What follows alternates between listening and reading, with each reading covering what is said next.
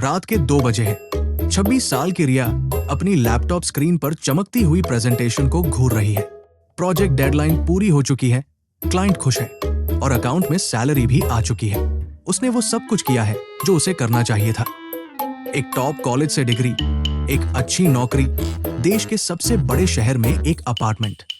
फिर भी उसे एक गहरा, गूंजता हुआ खोखलापन महसूस हो रहा है।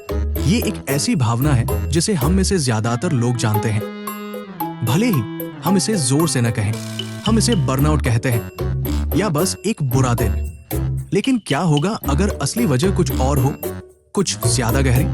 क्या हो अगर हमारी अगली प्रमोशन की दौड़, एक शानदार शादी की प्लानिंग और लोग क्या कहेंगे कि अंतहीन चिंता, ये सब सिर्फ एक बड़े सच से ध्यान भटकाने के तरीके हैं।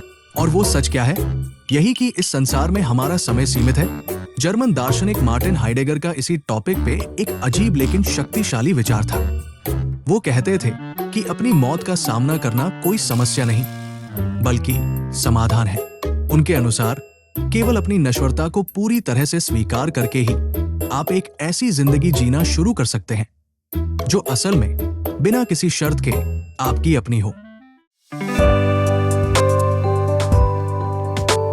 मैं आपको ये बताने के लिए यहां नहीं हूं कि सब ठीक हो जाएगा। मैं यहां उस आरामदायक चादर को खींचने के लिए हूं जिसके नीचे आप छिपे हुए हैं। हम में से ज्यादातर लोग एक ऐसी स्क्रिप्ट के साथ जीवन जीते हैं जो हमारी नहीं है। हम उन पंक्तियों को दशकों तक रिहर्सल करते हैं जो हमारे रिश्तेदारों, पड़ोसियों, इंस्टाग्राम इन्फ्लुएंसर्स और शर्मा जी के होनहार बेटे द्वारा लिखी गई है। हाइडेगर इसे दास मैन या दे सेल्फ कहते हैं, यानी आप वही करते हैं जो लोग आपसे उम्मीद रखते हैं और जो लोग सही मानते हैं। और इसका नतीजा, आप अपने उस असली व्यक्तित्व से कभी नहीं मिल पाते जो उस मुखौटे के पीछे इंतजार कर रहा है। इससे बचने का रास्ता, अपने अंत का डटकर सामना करो। सुनने में भयानक लगा? अच्छा है, क्योंकि सितारों को भी चमकने के लिए गहरे, अंधेरे आसमान की जरूरत होती है। चलिए इस सफर को 3 हिस्सों में तय करते हैं।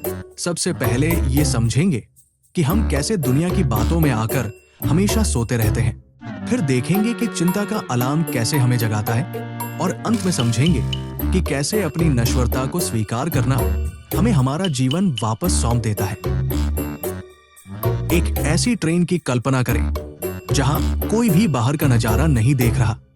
हर यात्री दूसरे का टिकट जांचने, सीट के नंबर पर बहस करने और ये सुनिश्चित करने में व्यस्त है कि सब नियमों का पालन कर रहे हैं। यही है दासमान, यानी झुंड, भीड़ और लोग। भारत में ये स्क्रिप्ट डॉल्बी एटमॉस साउंड के साथ चलती है। बोर्ड्स में 95% लाओ, जेई या नीट क्रैक करो, एक अच्छे और सेटल्ड पार्टनर से शादी करो, दिल्ली एनसीआर में एक 3 BHK फ्लैट खरीदो, विदेश जाके हनीमून की रील्स अपलोड करो और फिर 2 बच्चे पैदा करो जो इसी अंतहीन चक्र को दोहराएंगे। हर मील का पत्थर हासिल करने पर आप राहत की सांस लेते हैं, पर अंदर ही अंदर फुसफुसाते हैं। Does this achievement mean anything? विडंबना ये है, इस सब के बीच हम अपनी असली जिंदगी की शुरुआत भी नहीं कर पाते हैं। हम उस पोएट्री क्लास को टाल देते हैं जो हमें हमेशा से पसंद थी। अकेले पहाड़ों पर ट्रेक पर जाने का प्लान कैंसिल कर देते हैं। दिमाग में सालों से पल रहे स्टार्टअप के आइडिया को दफना देते हैं क्योंकि हमारे लिए लोग क्या कहेंगे या इसमें क्या स्कोप है। जैसे समाज के प्रश्न ज्यादा मायने रखते हैं। ये रास्ता देखने में सुरक्षित और सहज लगता है, लेकिन हाइडेगर इसे पतन या फॉलिंग कहते हैं। जैसे कोई पत्ता नदी की तेज धारा में बह रहा हो, दिखने में सुंदर और गतिशील, लेकिन इस बात से अनजान कि वो कहाँ जा रहा है और क्यों। जब रिया उस महंगी ऑफिस की कुर्सी पर बैठकर भीतर एक गहरा, चुभता हुआ खालीपन महसूस करती है, तो वो उसी पत्ते की तरह है जिसे अब उस ठंडी और अनजान धारा का एहसास होने लगता है। और फिर अचानक नकाब फिसल जाता है। आप डिनर करने बैठे हैं, एक व्हाट्सएप फॉरवर्ड आता है, कॉलेज का सीनियर, उम्र 32, कार्डियक अरेस्ट। तस्वीर में वो मुस्कुरा रहा है, एक ऐसी मुस्कान जो अब हमेशा के लिए जम गई है। आपको अचानक रोजमर्रा की जिंदगी के साधारण क्षण चुभने लगते हैं। डिनर टेबल पर माँ कह रही है, बेटा अब बाल सफेद होने लगे हैं, उम्र निकलती जा रही है। उस पल बैकग्राउंड में चलता सामान्य शोर, टीवी की आवाज, बर्तनों की खनक, हसीन जाक, एक गहरी दहाड़ में बदल जाता है। यही वो क्षण है जिसे हाइडेगर एंग्स्ट कहते हैं। ये किसी विशेष चीज का डर नहीं है, जैसे ऊंचाई या मकड़ी का भय, बल्कि अस्तित्व का वो बेचैन कर देने वाला एहसास है, जहां जीवन की नश्वरता और अपना अकेलापन अचानक सामने आ खड़ा होता है। ये कोई साधारण डर नहीं, बल्कि वो गहरा और बेचैन करने वाला एहसास है कि आपके 5 साल के प्लान, आपकी EMI का शेड्यूल और आपके करियर की सीढ़ी, सब कुछ अचानक अस्थिर और असुरक्षित लगता है, जैसे इनकी नींव कहीं दिखती ही ना हो। ऐसे पलों में हमारा सामान्य जुगाड़ क्या होता है? एक नया सेल्फ हेल्प पॉडकास्ट सुन लो, कोई ऑनलाइन मोटिवेशन कोर्स ज्वाइन कर लो, या इंस्टाग्राम पर कोई मोटिवेशनल कोट पेज फॉलो कर दो। ये उपाय पूरी तरह बेकार नहीं है, इनमें थोड़ी राहत है, लेकिन वे इस गहरी एग्जिस्टेंशियल बेचैनी को ऐसे मान लेते हैं जैसे ये बस हल्का सा सिरदर्द हो। एक गोली खाओ और भूल जाओ। हाइडेगर कहता है, नहीं, सुनो, ये चिंता कोई कीड़ा नहीं, बल्कि आपकी चेतना का एक फीचर है, एक इनबिल्ट अलार्म। ये वो पल है जब आप ट्रेन में दूसरों को जांचना बंद कर देते हैं और पहली बार खिड़की के बाहर विशाल खूबसूरत लैंडस्केप को देखते हैं। Every living being will taste death. ये ख्याल अब विकिपीडिया पर पढ़ी गई एक सामान्य जानकारी की तरह नहीं, बल्कि आपकी जिंदगी की सबसे व्यक्तिगत, सबसे जरूरी खबर बनकर आता है। आप इसे किसी और को नहीं सौंप सकते, आप इसे हैशटैग नहीं कर सकते, इसे आप अपने पार्टनर या माता पिता के साथ शेयर नहीं कर सकते। बस आप हैं और ये अटल विचार। यही कहानी में एक अप्रत्याशित मोड़ आता है। एक बार जब आप इस सच को महसूस करते हैं और इसे अनसुना करना बंद कर देते हैं, तो मौत एक डरावना राक्षस बनना बंद कर देती है और आपका सबसे ईमानदार साथी बन जाती है। हाइडेगर इसे मृत्यु की ओर होना, बीइंग टुवर्ड्स डेथ कहते हैं। इसका मतलब हर समय मौत के बारे में सोचना नहीं है। इसका मतलब है ये समझना कि आपका समय सीमित है। ये कोई औपचारिक कागज पर लिखा अनुबंध नहीं, बल्कि भीतर चुप जाने वाला एहसास है।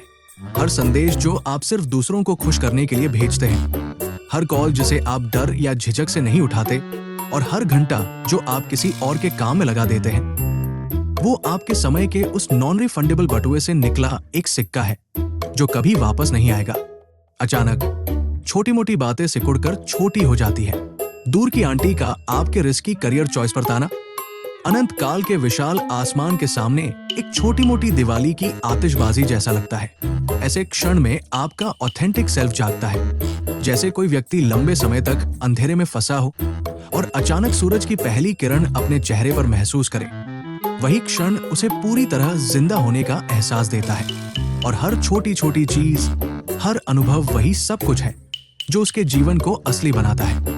मिलिए अर्जुन से, 29 साल, चेन्नई का एक सॉफ्टवेयर इंजीनियर। 27 की उम्र में कीमोथेरेपी के 6 महीनों ने उसके लिए डेडलाइन की डेफिनेशन हमेशा के लिए बदल दी। अब वो एक छोटी सी बेकरी चलाता है जो अक्सर जनवरी और फरवरी में घाटे में रहती है, पर हर सुबह जब वो अपनी बनाई खट्टी रोटी का पहला टुकड़ा खाता है, तो वो क्या सोचता है? ये मेरा है, ये स्वाद, ये मेहनत, ये घाटा, ये सब मेरा है। मौत ने उसे वो सिखाया जो कंप्यूटर स्क्रीन कभी नहीं सिखा सकी। अपनी जिंदगी का मालिक होना। एक पल के लिए रुकिए, अपने फोन को नीचे रखें और ईमानदारी से खुद से एक हाइडेगेरियन सवाल पूछें। अगर मेरे पास जीने के लिए सिर्फ 1 साल, सिर्फ 365 दिन बचे हैं, तो वो कौन सी एक चीज है जिसे मैं आज भी शुरू करूंगा, भले ही वो छोटी या अधूरी क्यों न हो? इसका जवाब ट्वीट न करें, इंस्टाग्राम पर न डालें, बस इसे खामोशी से करना शुरू कर दें। अगर आप ऐसी और बातचीत चाहते हैं जो मीठी झूठी बातों से कोसों दूर है पर सच है, तो सब्सक्राइब बटन दबाएं।